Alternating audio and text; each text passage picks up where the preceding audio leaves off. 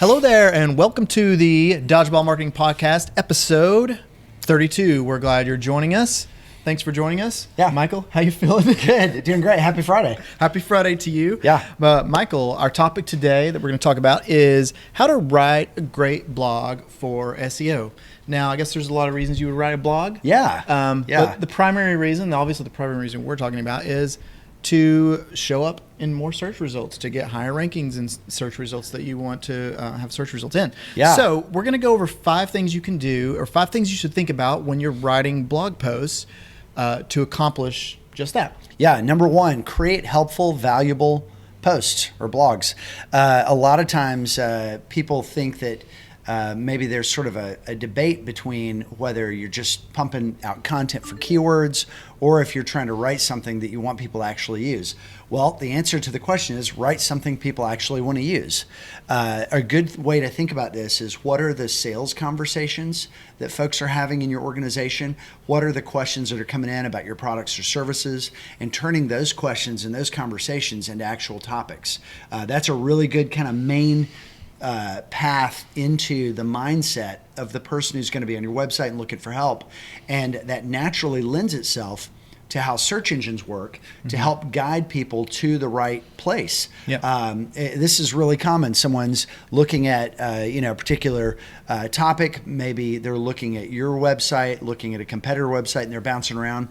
They're not necessarily just doing one search. They might be doing searches in a sequence and comparing different things. So we talk a lot about the long tail, sort of the keywords that don't have a lot of volume, but they're really important. So yeah, a lot of times those are things where people are trying to get into the nooks and crannies of comparing their options.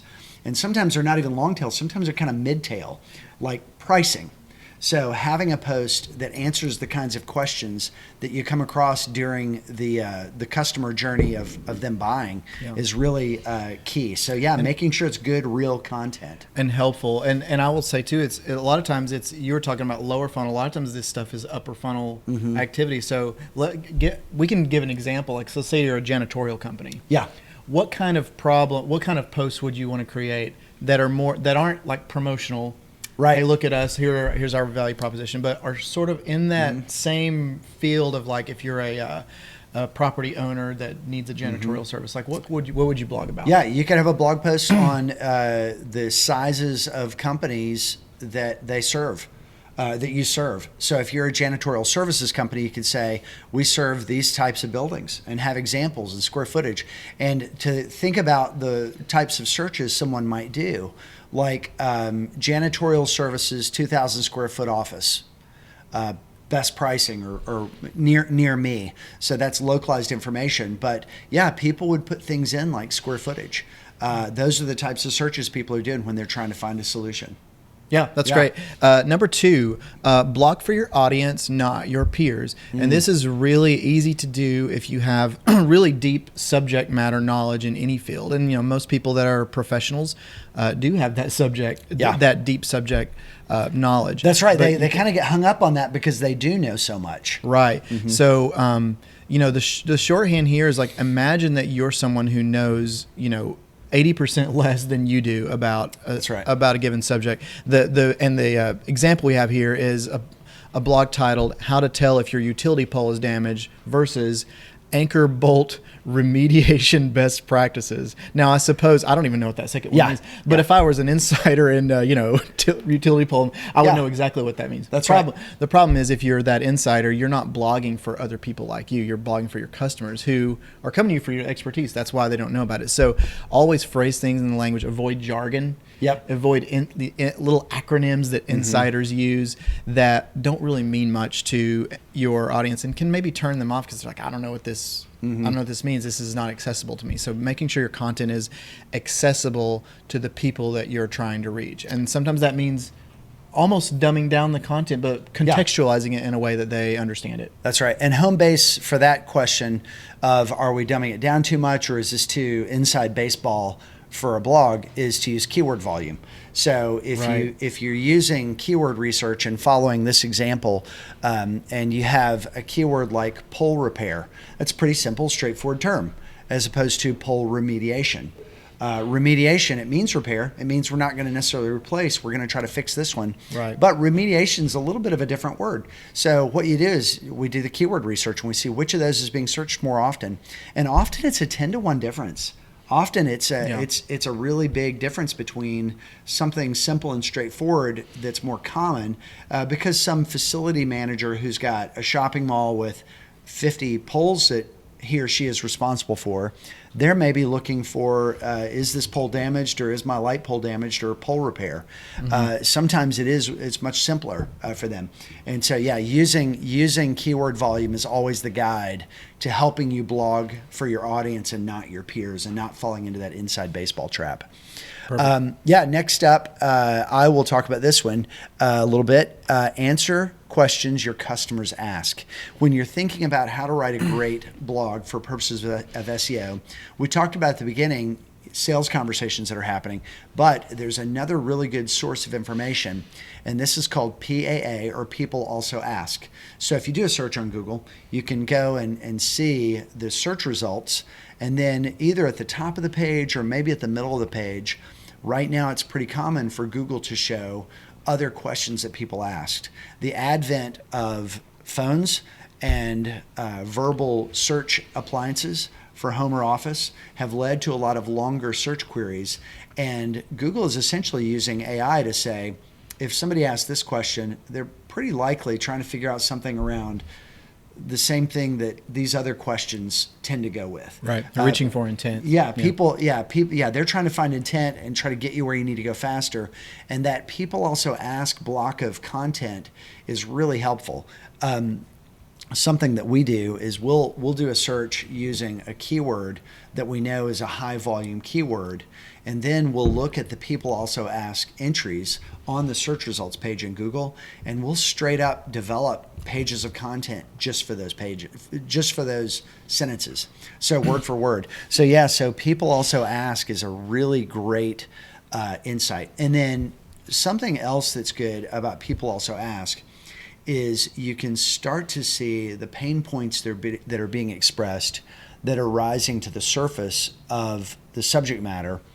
And instead of it being like the problem we talked about earlier, the inside baseball jargony language, you can say, wait a second, these are the pain points. These are the things that real people are searching for and using to try to find these services. So not only can you use this for creating a good blog post and having just kind of a head-to-head match almost word for word, if you want to, of that People Also Ask sentence, but you can also start to feed those bits of content into your services pages or your product pages. So whatever your products and services are, you can start to let those topics feed into either the keyword content of those pages, or you can actually list out the People Also Ask questions in your content and say something like, if you have questions like these, feel free to check in with one of our team members and we'll be happy to help you. And that's a good way to kind of sneak in some of those PAA pieces of text so that you have the People Also Ask content in your services pages in addition to your blog content. So those are good ways to kind of think about things and get into the head of the user and not so much how you're thinking about things internally. Right. Yeah. That's great. Number 4 is use real insights in every blog, as opposed to something you would call like good ideas or things like that. One of the main purposes of producing blog content, no matter what company you are, is establishing authority around a given subject, right? Yeah. And so the reason why using real insights is more powerful is because it shows that whatever you're talking about, you can prove that this has worked and here's why. Oh, here's some research on why using this particular substance to clean a high school gym is more effective because of X, Y, and Z. If you're going back to the janitorial company example, that proves to your audience that you're not just giving them kind of ideas on things to try, but you're actually bringing forward real insights that have a proof in the real world and that work and are actual best practices and things like that. So anytime you can bring forward things that are actually insights and best practices, as opposed to just kind of throwing things out as ideas. Or being a repeater, or just repeating stuff that other people are saying. Right. It can really move you forward in developing the perception in the customer's eyes that you are the expert, you have domain expertise, and you can be trusted in this area. Yeah. One of the things that we're starting to do is developing deeper dive pages of content where we do have more of that original information. And that's a good way to develop a reason for someone to link to your page. So part of the way that search engines work is not just indexing the page, but them looking and seeing who all is linking to a page and saying, oh, this page has something unique to offer. Right. There's unique copy on it, and these other sources are linking to it. And they're going to do that if you have some original data, some original checklists or tools that people can use to solve problems they have. Anything that's original and structured well so that it can be used to solve problems and doesn't already exist. I think when internet marketing was sort of in its early days and everyone realized, oh, we've got to be a publisher. We've got to be, here's the word, thought leader. There became kind of an echo chamber for every subject matter. And I think Google is now, they've been doing this for a long time with not highlighting duplicate content. But even now, I feel like there's more tightening up around original information. Right. Yeah. Yeah. And lastly, you can take this one, Michael, is number 5 is make blogs personal to the pain points of your audience. What do we mean by that? Yeah. So making blogs personal to the pain. So you know your audience, you know your customers. And for most businesses, there's some real aspect to their lives that is impacted by what you're doing. It could be that you're a contractor or a healthcare provider, or you're doing any kind of financial services. Whatever you are, there's some element of what you're doing that interfaces with the real day-to-day problems that people face. If you've developed personas for your company, or you've developed a picture of what your sales funnels should look like, and you know the typical customer journey that a customer of yours is going to go through, then somewhere in there, you've listed out the pain they're trying to solve. Yeah. Well, guess what? You need to go in close on that. You need to really find what that is, because there's plenty of, top 10, whatevers for whatever. But if you really get close and intimate to the problems that people have that they're going to the internet to try to solve, you're going to connect. People are going to go to you and think, okay, they get it. They understand where I am.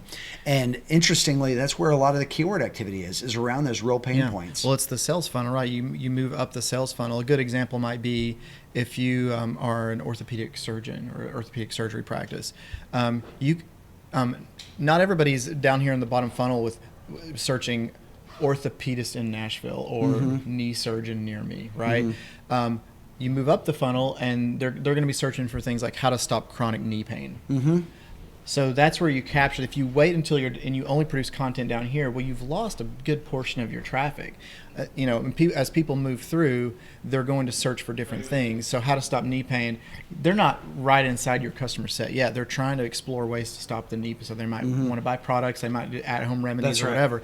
But the more you produce content that kind of captures those upper funnel searches, the more you're going to build that trust earlier in the sales cycle. And then you might be the one later on with if they've tried the patches and the over-the-counter stuff and it's just not helping. Well, you were the one that helped them further up. That's right. And then when they're ready for all right, orthopedic surgeon near me, like they're going to remember you. Yeah. And you're going to have that brand awareness with them because you addressed their problems earlier in the sales cycle. Yeah, the closer you are to that pain, the more you're advancing the relationship. It's really a way of scaling up empathy or making, understanding, showing that you understand the pain points. In that example, actual pain, physical pain. But yeah, problems like, how soon can I play soccer after ACL surgery?